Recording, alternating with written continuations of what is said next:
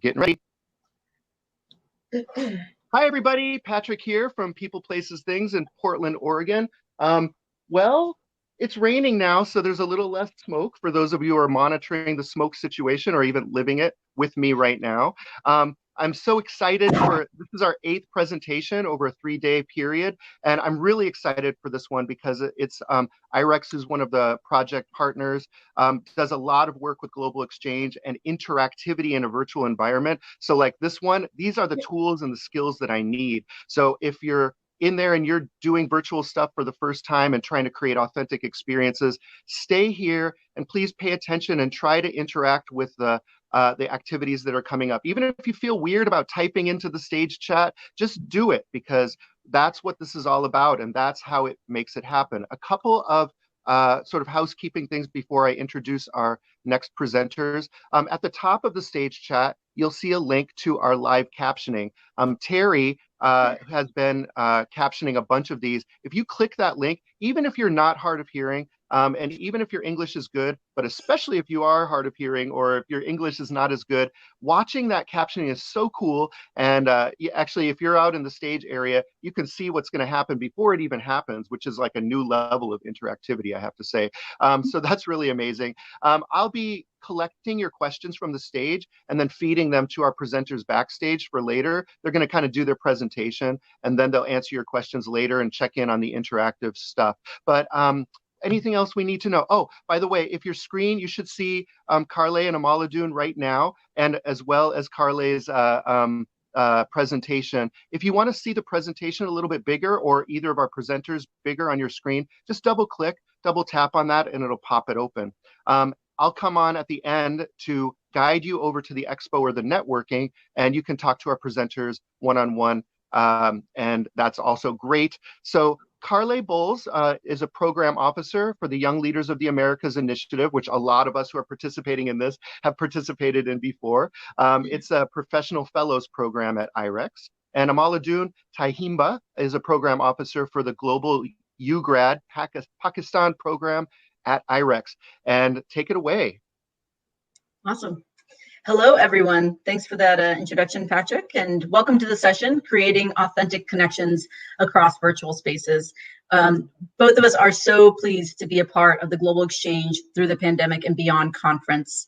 And as we all adjust to the effects of the pandemic on our work lives and transition our programs, it's important to preserve that human connection that makes exchange programs so impactful. People need these connections to understand content, to move forward on projects, and to collaborate with one another. So this was true before social distancing, and it remains true now. In fact, these connections are actually now even more important as people cope with rapid changing and uncertainty in the world. So everyone needs to know that there's a community for them and that they are encouraged to grow. Around the world, organizations and people have made the pivot from in-person interactions in tangible spaces such as offices or classrooms or co-working spaces to new digital platforms that limit interactions but expand far beyond borders and time zones. And this conference is actually a prime example of that. So we know that it can be done, and we also know that that's the only way forward right now. With that in mind, I'm going to take this opportunity to thank the organizers of this conference for convening such a diverse group of people and for creating this open space for knowledge sharing and for open dialogue. My name is Carlhey Bolz, and I go by she, her pronouns. I'm a program officer at IREX, as Patrick mentioned. I lead the curriculum development and strategy as well as events management and communications on the Young Leaders of the Americas Initiative Professional Fellows team. And prior to working at IREX, I managed projects bridging the private sector to women entrepreneurs through supplier diversity and inclusion programs. And I've spent 3 years in Peru as a youth development Peace Corps volunteer. I'm originally from Arizona, from Tucson, Arizona, and I now live in DC. Now, I've always understood the value in exchange, and that's where my passion for this type of work came. I'm pleased to be here with my colleague, Omoladun Tyehimba, to represent our organization. As you may or may not know, IREX is a nonprofit organization that builds a more just, prosperous, and inclusive world by empowering youth, cultivating leaders, strengthening institutions, and extending access to quality education and information. We work with partners in more than 100 countries, taking a people-focused approach to development that really invests in human potential and the conditions that help people thrive. If you want to learn more about IREX, I encourage you to go to our website and also invite you to stop by our booth after the session or anytime in between.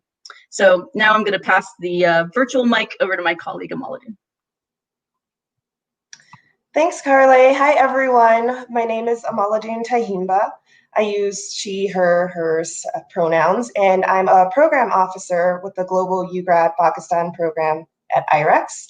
I've been with IREX for 8 years now and have been fortunate to support multiple programs with a focus on international exchange and youth leadership development. Previously, I worked as a high school English teacher with the Japan Exchange and Teaching Program, known as the JET program. I interned as a cultural event coordinator with Sumyong Women's College in Seoul, South Korea. I'm originally from Chicago, lived in DC for a bit, and now I live in Denver in an apartment full of plants that I am frankly struggling to keep alive. So if you have any tips about that, please put those in the chat.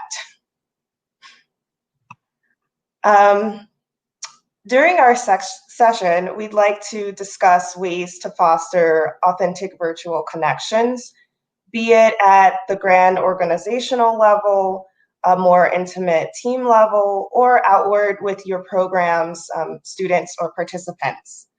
At each level, it's important to build trust and cohesion to allow for open and engaging communication. We'll also discuss best practices for operating in a virtual environment, including understanding your audience and choosing the right virtual tools.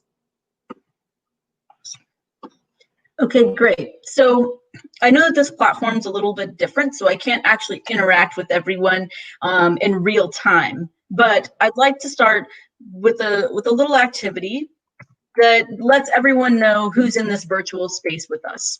So we can go ahead and look at the slide. If you can, in the chat box, go ahead and put your name, your current location, and also your favorite food. This is a small icebreaker, but it puts some personality into this kind of virtual space that we're all in. And hopefully by now there's a couple of entries in there and you can all see where everybody's coming from and maybe just like a small fun thing about, you know, what our favorite food is. It's something we can all kind of relate to. An activity like this is actually something that we frequently do in our kind of all staff meetings or as icebreakers entering, you know, any kind of a larger meeting. You want to keep it simple. So now that we know a little bit more about who's in the room with us, let's talk about authentic and organic in-person connection in a virtual space. So whether you work in a large organization or a small company, you'll need to find ways to connect virtually. At the organizational level, communication is key. And that's a common thread that you'll hear throughout this presentation, and I'm sure throughout many of the other presentations you've attended. It's incredibly important for the leadership to flex certain qualities, specifically awareness or vulnerability, empathy, and compassion during this time. And your teams will be looking to you for answers to big picture questions. If you're on the leadership team, I encourage you to do these things consistently and to be clear and direct and always use your camera, at least when it's possible. That said, I am likely not the best suited person to explain how to do this as an organizational leader because it would be a little bit inauthentic. What I want to focus on is building an authentic space for interactions that allow people to feel more connected to the organization as a whole. So IREX is an international organization, and for some of our colleagues, it has always been the norm to use virtual platforms to connect, at least to our headquarters. So that's one side of it. On the other side, for many of my colleagues, and for me, for example, I am used to walking into an office and seeing people regularly. And that always gave me this sense of community. But that's not necessarily the case now. So I've noted a couple ways in which we found connection on the slides. So one of the first ones there is a social distant hangout Google map. I always thought this was pretty cool. This allows you to use Google Maps to pin places in the DC, Maryland, and Virginia area. That's where our headquarters is. And when you add a pin, you can add your name. These are restaurants or hangout spots that have safe social distancing protocols in place, or large open air spaces. So when you add your name to the pin, it indicates to other people in the organization where you would be willing to meet for a small group hangout. So if you're craving that kind of interaction, you can actually find someone that is also willing to meet up with you for that. Now, this map was shared on an organizational communication platform. So it allows anyone from any team to interact with it. People can coordinate their own small outings, and they can work across program areas or practice areas or across different levels. So when you work in an office setting, as we all know, you're used to running into people and seeing people in the kitchen or an all-staff meeting. And those unintentional kind of smaller interactions actually add up to be a larger sense of community. And when that's not possible, you have to be really intentional about creating those spaces. So this is one way that while we're working from home, we can still kind of reach out to other people and see what works. The map started with just a few pins throughout the city, and now there are more than 20 pins across the DMV area in places where people can find each other and they can connect. And I think it's actually pretty special. So this is just one idea. This is you can easily replicate this in another city, in another state, in another country. So feel free to kind of replicate. One of the other ideas I want to bring forward are water cooler chats. And I know that these are fairly common in office spaces. And I'm sure you've had some degree of familiarity with them, but essentially they're an excuse to step away from your desk for just a quick minute, hydrate, and interact with an actual person. In this virtual world, we're not getting those small opportunities to interact. So this is a way in which across the organization, you can actually opt in to meet with people on different levels. So our leadership at IREX has encouraged us to sign up for 30-minute one-on-one meetings or stop and chat conversations. Our practice directors have reserved time in their calendars for monthly office hours. Our program directors have reserved time in their schedules for weekly coffee chats or hangouts to allow their team to touch base, and not necessarily about work-related topics, but about whatever comes up. It could be the news or the weather, a recent happening, maybe it's a new show. Really, anything kind of goes. Last week, I think that my team talked about Siberian cat breeds. So really, the conversation can take you anywhere. The goal here is to make a space to connect with one another, and not necessarily just with the people you work with directly, but at all levels. This open space doesn't necessarily happen organically anymore, so we just have to make the time in our schedules to do this. There are also so many other ways that you can do this. Think about how you can diversify these activities with your teams at whatever level makes sense. People can opt in, so if they want to participate, they can. But if they don't have to either. Other ideas have been like virtual happy hours or cooking demos. There's a virtual talent show that I've heard has happened. Really, the options are endless. Whatever you decide to do, though, contextualize it. Make it your own and make it authentic. Okay. So I also have an activity ask for the crowd. At the bottom of this slide, you'll see a Padlet link. I think Patrick might also be posting it in the stage chat box. So you should be able to click on it from there or copy and paste it into a new tab. Okay, so he's gonna post it. When you're on the site, you'll see a blank page with a question prompt, just asking you to write down an icebreaker or a team building activity that resonates with you. We'd like for you to add your ideas directly onto the Padlet by double clicking anywhere on the page to open a text box, enter your idea, and then just click outside of the box to publish your post. Your post will be anonymous unless you write your name on it. And I'll give you about, let's take 30 seconds to just jot down whatever comes to mind. So hopefully you've made your way over there, and I'm also gonna click over to there. Okay. So I think, yeah, you can copy and paste directly from the slide, or it'll make its way into the chat box. And this is something that you can, you have my permission to do at any point during the presentation. If something comes to mind and you want to quickly jot it in there, and we can all take a look at it at the end of this presentation. And well, frankly, I'm kind of looking for some good new activities that I can try with my team as well. So, but we'll go ahead and move on for now, and I'll let you guys think of that as it comes up, since I know things aren't immediately live right away. Oh, but I see some people are already typing in there, so great. Please keep going, and we will circle back at the end of the presentation to check out what kind of good activities and ideas are in there. Let's go to the next slide.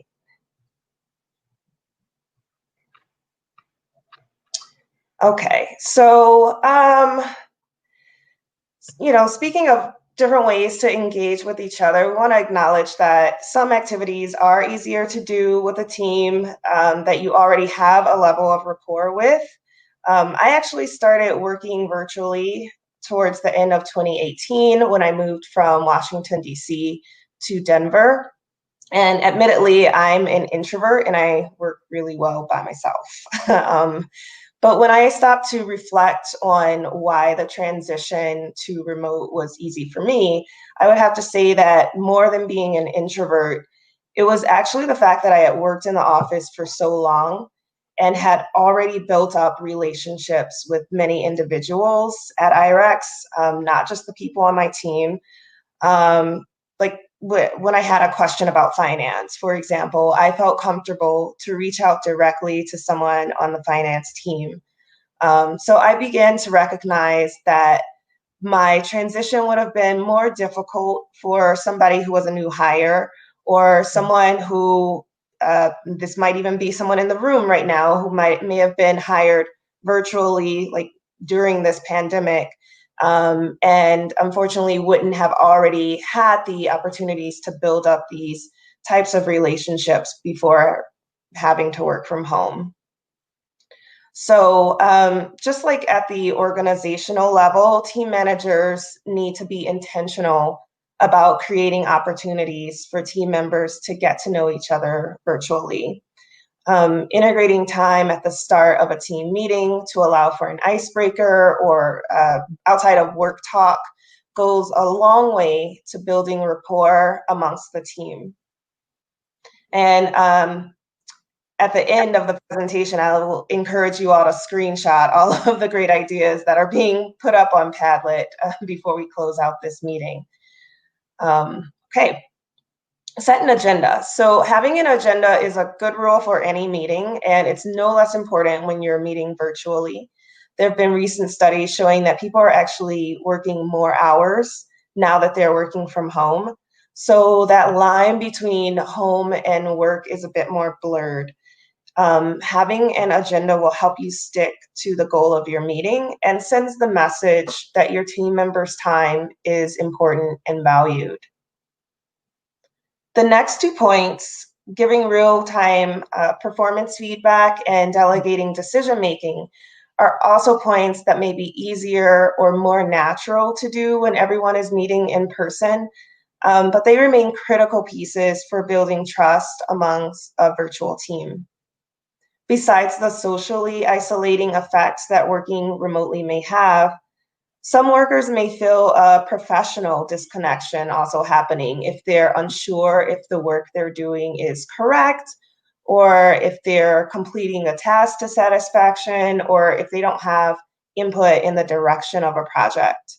So giving individual feedback and entrusting decision-making to others ensures that your team members don't feel like they're all working on their own island.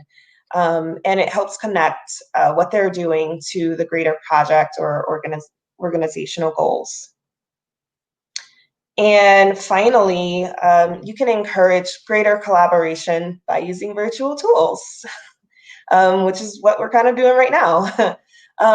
By now, we're all pretty accustomed to Zoom or meetings on Skype or Microsoft Teams or whatever your organization may be using internally. We encourage you to take it a step further. Use different tools to inject a little fun into the ways that your teams interact. So for example, we all just used Padlet to share icebreaker activities. My team is actually very fond of doing brainstorming and debriefing sessions together. And back in the day, pre-COVID, we would meet and in our room and put up ideas on these huge sticky pads all around the room. And, you know, we'd be up and writing with our markers and all of that. And there was that physical interaction and, you know, the live energy that went into that, which obviously, you know, we cannot do our brainstormings in quite the same way anymore. So I found that Padlet offers a virtual way for the team to continue this type of organic, free flow thought of brainstorming different ideas. And Padlet can also be used to elicit deeper discussions. So I promise this isn't a plug just for Padlet. I don't work for Padlet, but I just wanted to encourage you to think of some other tools that could help streamline collaboration or help your team reach a consensus, like OneNote, Direct Poll, and we'll link those tools towards the end of the presentation as well. Okay, I'm gonna turn it back over to Carlhey. Yeah, I definitely remember the days when we could use big Padlets and in person and kind of do that. But the one good thing about the I guess like virtual Padlet is that like everyone can still access it afterwards, whereas before one person would keep that and go on with it. So there are some yeah, you roll it up, you keep it, and you pull it out when you need to like do your project design or whatever. So yeah, I've liked using Padlet. I know that some other teams have used it for design thinking activities and things. So it's collaborative, and there's, like Omoladun said, lots of other examples of ways to use these virtual tools that way. I'm going to move on to talk about some conversations with stakeholders, and by that I mainly mean your participants. Obviously, you're talking to some of your program partners and whatnot, but the participants of various programs we all represent are likely looking for answers to questions about the future. And we may not be able to answer those questions. And it's not because we don't want to, we just don't necessarily have the answers because things are a bit unpredictable right now. So that's okay. I think be transparent with them. Say you don't know, regardless of any kind of uncertainty you're working with, find ways to connect with them. You can empathize with them, like, yeah, I know, I wish I knew as well, sort of thing. But, at the same time, we know that a virtual space is not an in-person interaction. That's not like news to anyone, but you can still keep clear lines of communication and make them feel like you're connecting with them. So if you are shifting from an in-person to online, or you're maintaining ongoing online workshops, you still need to communicate with participants. So don't abandon your learners while you pivot. Instead, consistently communicate your plans to them so you can continue to build that trusting relationship through all of this uncertainty. Let your participants know that if you're reprogramming something, you're reprogramming to meet the needs of the current situation. And most everyone kind of understands that right now. I would also say that, like, maybe you want to create a new curriculum session, or you have a new speaker series coming up, or maybe you're doing virtual mentoring, and previously it was in person. Continue to check in on them, even if it's like through group chats, before, during, and after any learning experience. Just check in with a couple of them and try and diversify that group. Ask them how they're doing to maintain an active presence in those lives. And that helps foster ongoing dialogue as well. One of the most effective ways to do this is through short meetings or calls. And I know this is not new, but it is a step that is so often overlooked. So don't underestimate reaching out to a few people and having an actual conversation with them about what is important to them in the transition to something, whether that's online or in person, or whatever the change may be. Participants rarely know all of the work that goes on behind the scenes when it comes to planning, any kind of exchange or immersive experience. So make sure you're clear about what matters to them. I know that it can be time consuming to set up these individual calls, but it will help you better understand your focus in the end. And I would also say that qualitative data gathering can be incredibly important further down the line. So if during these meetings you find out that community building and knowledge sharing is their best value add, focus your time on preserving those elements of the program. For example, our community solutions program, that team at IREX, they host a monthly virtual discussion session where fellows openly share updates from their project implementation and provide each other with guidance and support to encourage like active participation. And facilitators kind of establish a culture of open sharing rooted in their guiding principles. So it's not necessarily like new curriculum, but it's kind of these check-ins that allow them to continue to talk about the programs that they've already started. Another quick point I want to mention is that oftentimes it's the way that you frame things. If you are shifting an in-person conference to virtual, don't focus so much on like, oh, it's not going to be in person, and we're so sorry about that. Instead, focus on like, now we get to bring in this more diverse panel of speakers. Now we're reaching out to more people. We have more programming. Focus on some of that silver lining, which I know Omoladun also mentioned before, but that's really important. If you always frame things in a kind of negative way, then people will focus on that. But if you change it to a positive way, there will be a more positive outlook in the end. And now I'm going to hand it back over to Omoladun. Thanks. So now we just want to talk about some best practices for virtual engagement. So first, I want to talk about knowing your audience. Learn who your participants are and tailor content and delivery to their needs. So as Carlhey mentioned, setting aside some time to find out what your participant needs are, whether it be a survey, focus group, phone calls. This will help you down the line as you prepare to move your programming to a virtual platform. Think about the digital literacy of your audience and choose a platform that meets them at their needs. So it's okay to use platforms that they are unfamiliar with if it offers, exactly what you need for your programming, with a caveat that any new platform should be user-friendly and have a low learning curve so your audience can hop on, do what they need to do without having to watch a lot of tutorials first. Choose a platform or tool that your audience will be able to access on a computer or mobile device. And think about potential data costs before asking students, participants, clients, whoever your audience is, to upload data-heavy content like audio or video. and where possible, provide options for content that your audience can access in low bandwidth environments and at flexible times. Accessibility. So for accessibility, take into consideration participants with disabilities, low bandwidth internet connections, diverse language abilities, diverse demographics. For example, people in rural versus urban areas. And then you'll want to test your platform to scrutinize if it's easily navigated by someone, for example, with a visual impairment, or note if your activities are all of a similar type, which might inadvertently put someone at a repeated disadvantage. So those are all different types of things to think about around accessibility.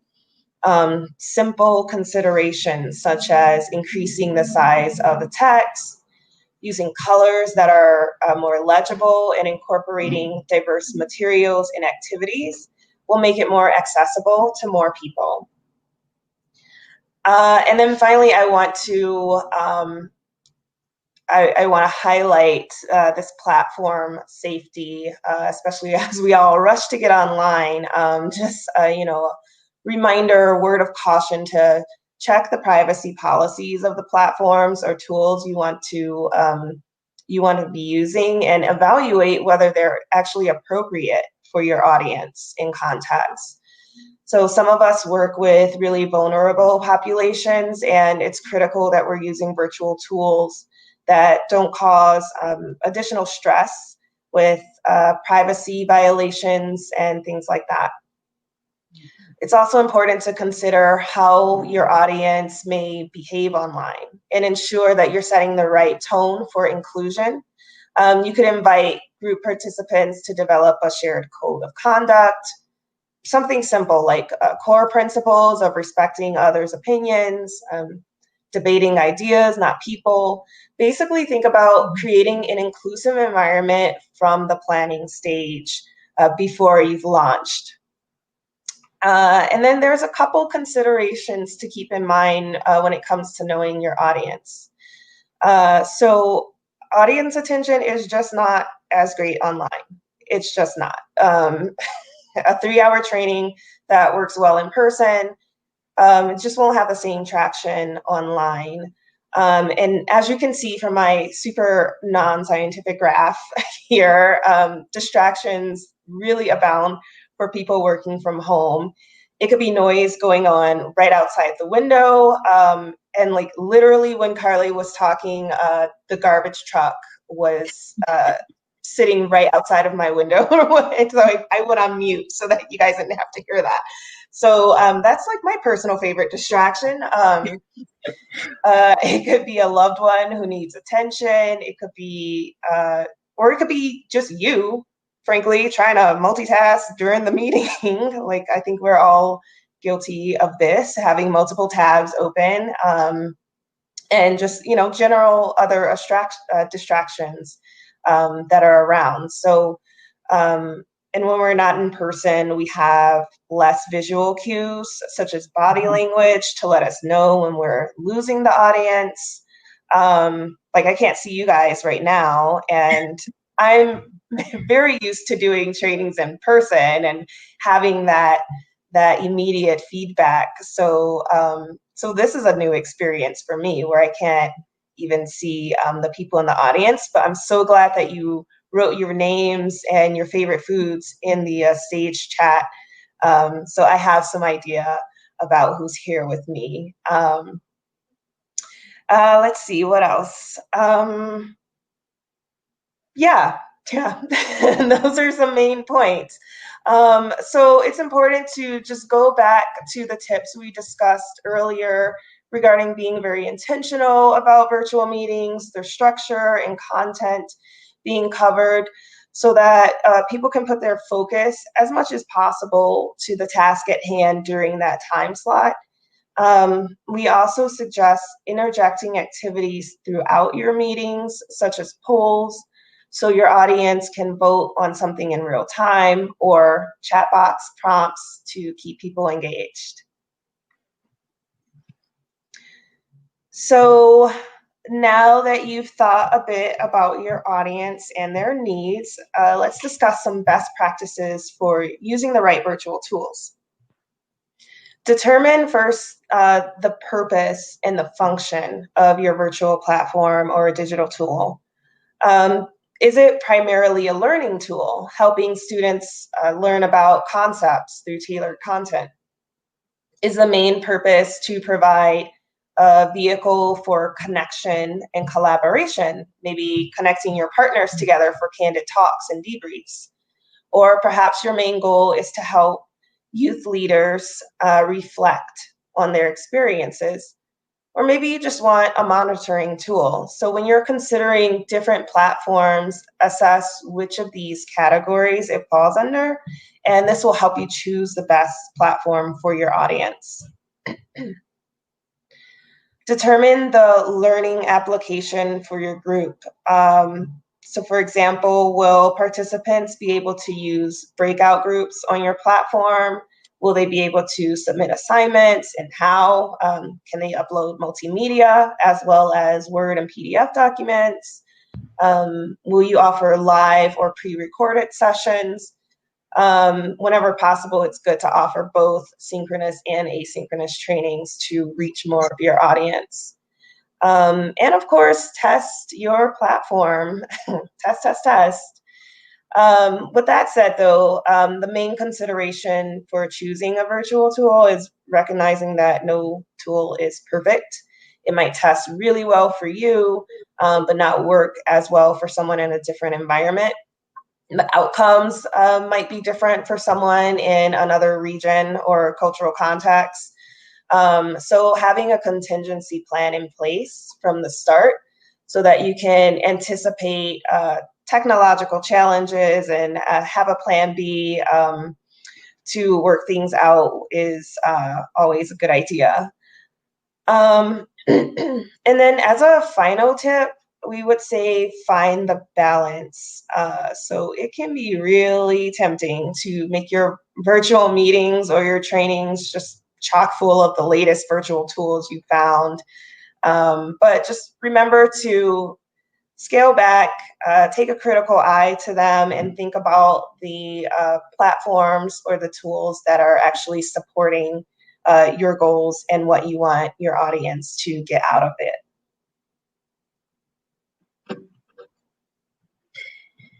Yeah, I mean, all of these tips are definitely things that we've been using, at least I know on our team and across IREX really in general. You don't want to over design, so you want to find like a nice balance between the tools that you're putting in and you know, being able to allow your participants or your stakeholders to also have that conversation that's so valuable too.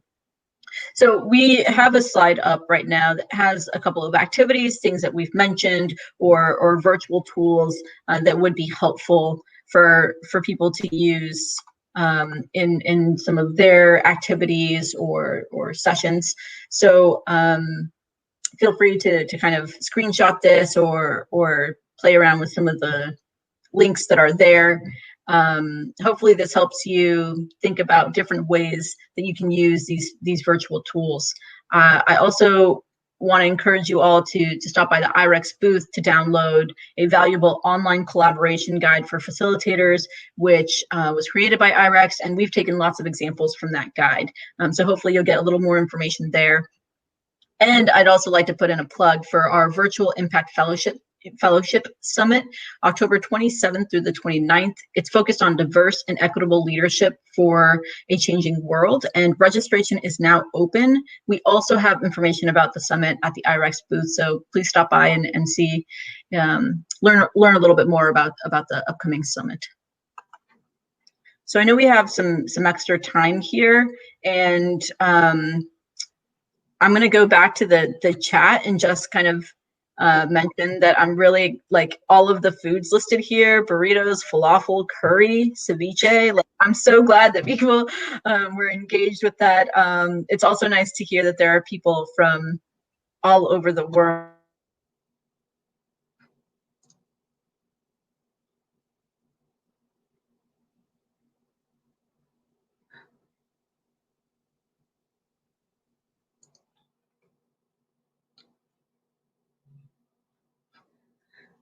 Um, I'm gonna jump in. I think Carly, you froze a bit. Yeah, so we're having this in action now. But yeah, we were just learning about everyone who was in the room. Oh, she's back. Yay. Back. All the all the cotton candy. Who is this? Hi, Sarah. Hey, cotton candy. Yeah, everybody who's in the room with us and all of your favorite foods. I really love seeing all of this. And shout out to Sarah who put down Cambodian food. Yes, delicious. And I know that we also have some questions. So we'll take a quick look through those. And it seems like some of the questions are actually about like what are some good virtual tools that work well for different things, or what are some activities that people can use. So I think actually now is a really good time to click over to that Padlet page. If you're in search of an activity, because some people have already written some things down here. Two truths and a lie is always a goodie. So I've just clicked over to the Padlet page to see what folks have put here. I don't know what this game called Psych is, but I am very interested to learn more about that. So if you wrote that down on Padlet, please tell me what that is. Team Kahoot quizzes, yay! Those are fun. Yeah, so again, like you still have time to populate that Padlet page and to also check it out for some, ideas from our colleagues around the world to take back to your teams. But yeah, let's go into the chat here to see what some of the questions are.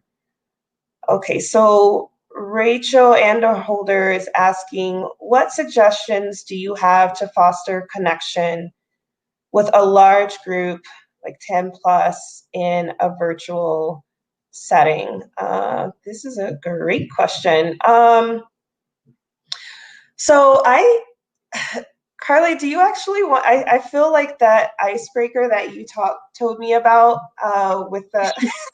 Sure. We initially had yeah, it actually, so there's this it's a Wikipedia file path activity that was done on my team. There I think were more than 10 people on the call when we did it, and essentially you pick two things. I'll explain what we did, and I think you could find what works best for your context. But a colleague of mine posted in the chat the Wikipedia page for the Red Line Metro in DC. And the goal of this was it was timed, so it was like a race, was to use only the hyperlinks starting on that page to end up on the Wikipedia page for the rapper recording artist Pitbull, Mr. Worldwide, which is kind of like a teen joke for us. But we had to check the links, and some of us got stuck. I got stuck trying to figure out an Amtrak map because that's where I ended up, and other people actually made it to Pitbull well some of us did not. So that was a really kind of interactive, nice icebreaker that I'd never done in any other meeting before. I would have liked to try it here, but it would have been really tough, just opening up several tabs and that sort of thing. And that's one thing I will mention is that when you're thinking about these activities, in some cases it's better to do them in smaller groups, but sometimes with the larger activities, it's good to have something really simple and quick. At IREX, we use Microsoft Teams, so we often put GIFs in there or emojis or something like that. I'm not sure what the capabilities are on Hopin for that, but those are fun ways to kind of, break the ice.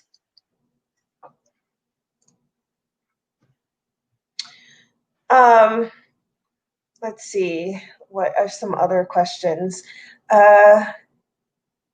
Kenya is asking, is it better to see others' faces when we're in a meeting? Many people prefer not to turn their camera off or maybe you mean camera on, I'm not sure, but issues with having the camera on or off. Yeah, I think this is this is very like personal, and it's to each individual and their level of comfort. And I think the team needs to just have like come to an understanding about that some people might feel more comfortable having their camera on, seeing other people, and then other people just don't. And obviously, like when you're in a virtual setting, it does help to have the camera on, especially if people don't know each other that well just yet. But also an alternative could be to just have a picture up of yourself. I think we recognize that like everyone's working from home or wherever they happen to be right now, and maybe you feel like you don't want the background shown. Like there are ways to blur your background if you're comfortable having your live face on, but maybe not what's going on behind you. So I just think like we all need a little bit of patience and understanding around that. But if you're not comfortable with having your camera on at all, I would say even having a still photo up of you goes a long way to people feeling like they're interacting with a real person and like, not a bot. Let's see. I'll add to that too. I would say like there are some teams, like team meetings, that we reserve to like not have to have the camera on if you don't want to. So sometimes you just create a time, and maybe you're just like, all right, like if you're not feeling camera on right now, you can turn it off now. Or if you're not super active in the meeting and it's like a really large meeting, sometimes it's okay to do that. But yeah, I agree with Omoladun. I think having at least a photo there is helpful. So if people don't know you in the room, they can at least kind of put a face to a name. There was another question about what are some virtual tools that that work well for reflection.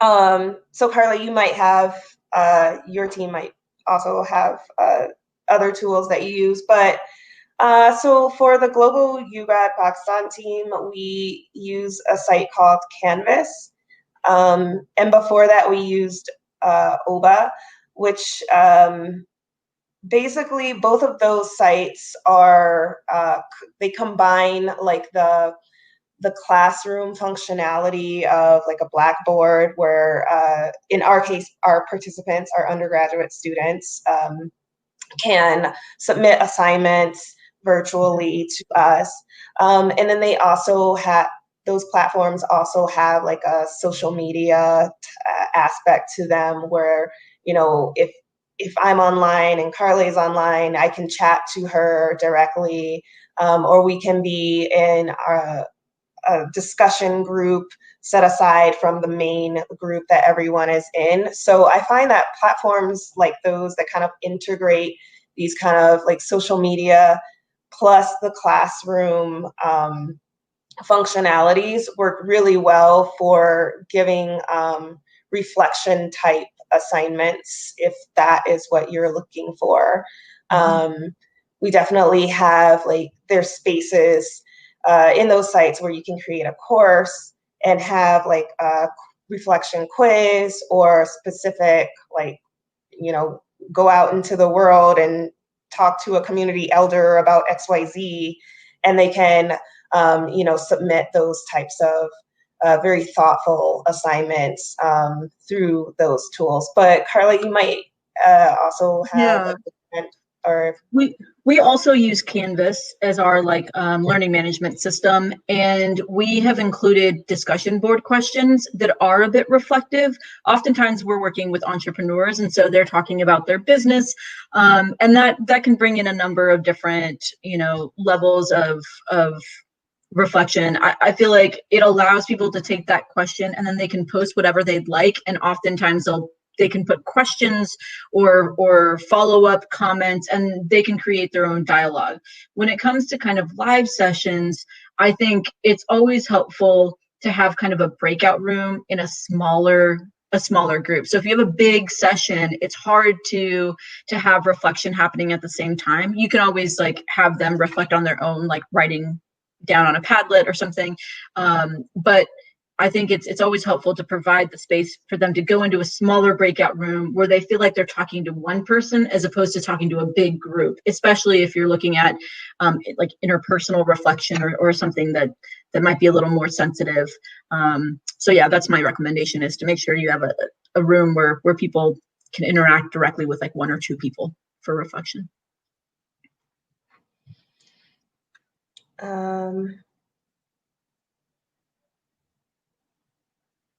Does anyone use WhatsApp? How do you use it? Oh, okay. I could talk a little bit about WhatsApp. We have used WhatsApp with some of our smaller kind of groups within our large like alumni. If we've had like a training, sometimes that group will create their own WhatsApp group, and then we can kind of communicate to that smaller group and then decide what we're going to share also on like a more public platform.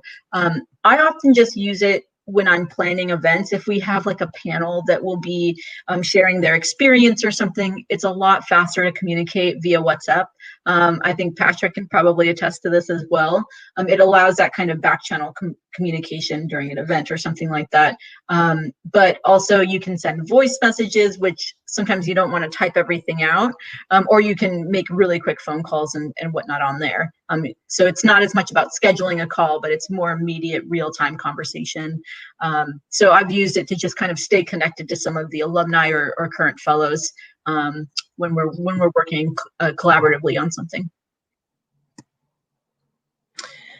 Yeah, my team uses sometimes WhatsApp or just like text groups, mainly when we're doing our in-person workshops, like our welcome workshops, or when we do the end of program workshop for our participants where we're all in person, and it's just like how Carlhey uses it. It's like our back channel for it kind of replaces walkie-talkies, really, to be honest.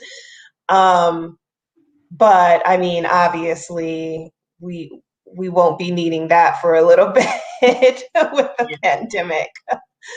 But yeah, I would say if you want to use WhatsApp, totally fine. Just be aware of like which audience you're engaging. Like if you're talking amongst your colleagues on WhatsApp, that's one thing. But if now students potentially or participants have access to your number through a WhatsApp group, you know, there's gonna be, I personally would not be comfortable with that. So, but you know, you might have a work phone where they're using that number, which is something I've done in the past as well. So just, you know, don't set yourself up for like 3 a.m. calls that are emergencies. I recommend putting some kind of guideline in place. You know, if someone has like a lot of questions specifically about the program or something outside of like this one event you might be planning together, make sure you take that conversation to email, just so that you have a more clear understanding of exactly what they need, or set up a call if it needs to be something a little more detailed.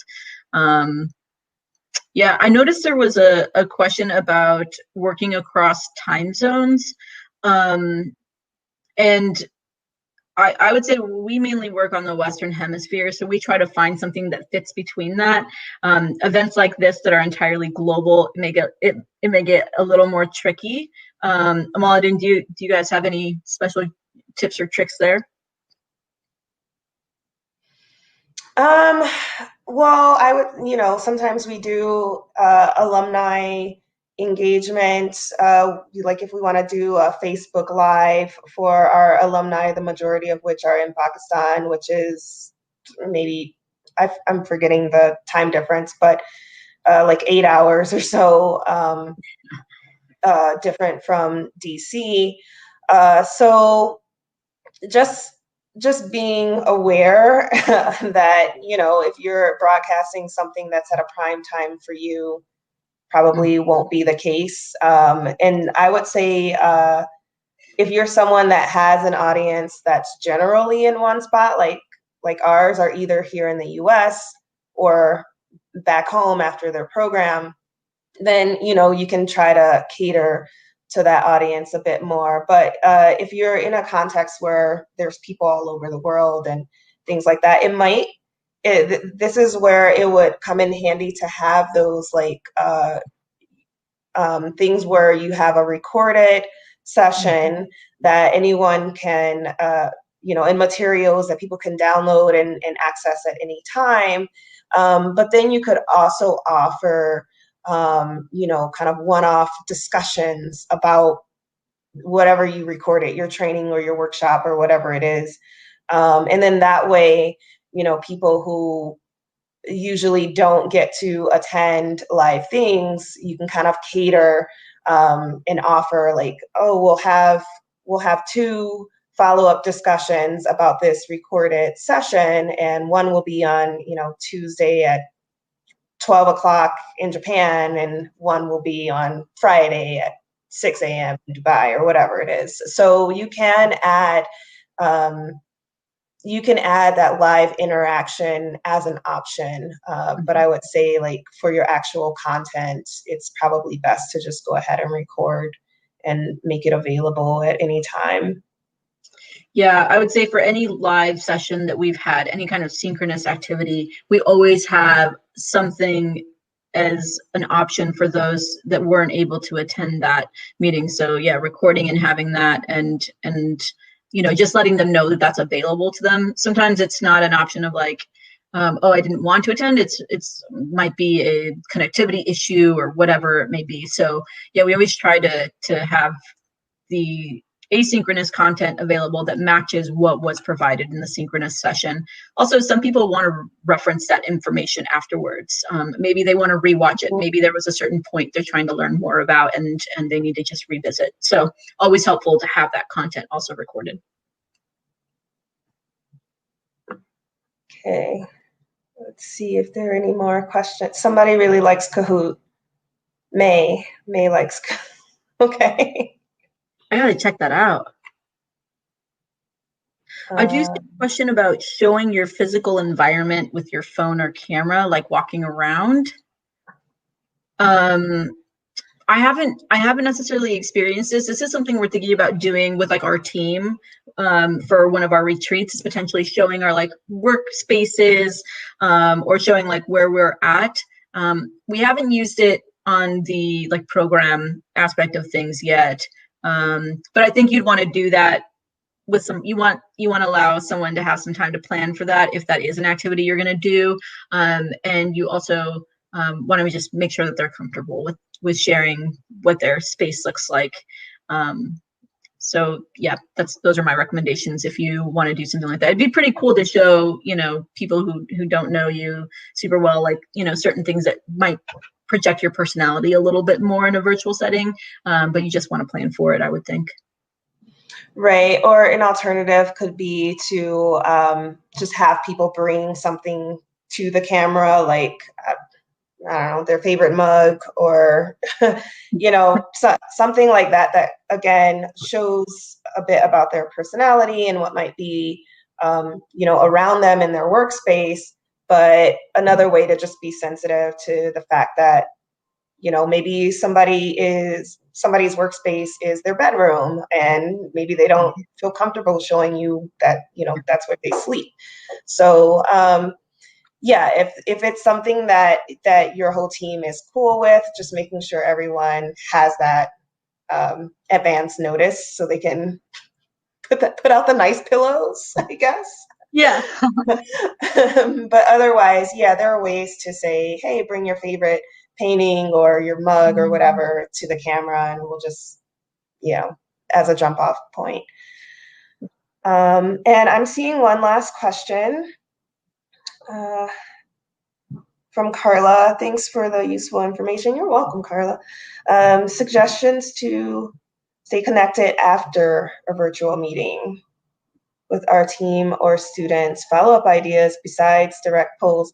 Okay, yes, direct polls are fun, and they're great to use like during your meeting as well and after your meeting. Yeah, but there definitely other virtual platforms that you can use to stay connected. As I mentioned, like our team uses Canvas with our participants, so it's actually a really great place for us to just push out any announcements, or if we have we actually just did our end of program workshop with them, this time virtually for the first time, and it was asynchronous. They could do it, log in and do whatever sessions they wanted at any time.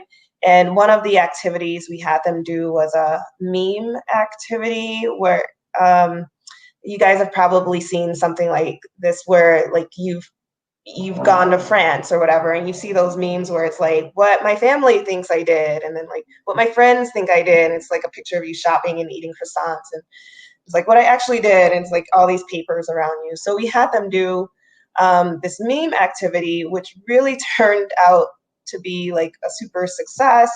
It was a great way for them not only to reflect on their experience in the US, but then also to see what their peers were also thinking, what their peers were putting forward as their experiences as well. And so it just ended up being a place where people kept interacting with each other, outside of the other workshop sessions where they were more like some serious assignments and things like that. So there are definitely games or discussion groups or things like that you can use after your event to keep that follow on. Yeah, I would add to that, like, of course there's always surveys you can send out, and you'll get a certain amount of responses, but also use social media to your advantage. Have someone set up post a photo and hashtag or something you can kind of follow along on something they learned that was important or something like that. Thank you so much, everybody. That was amazing. I loved that so much. Carlhey, Omoladun, that was fantastic.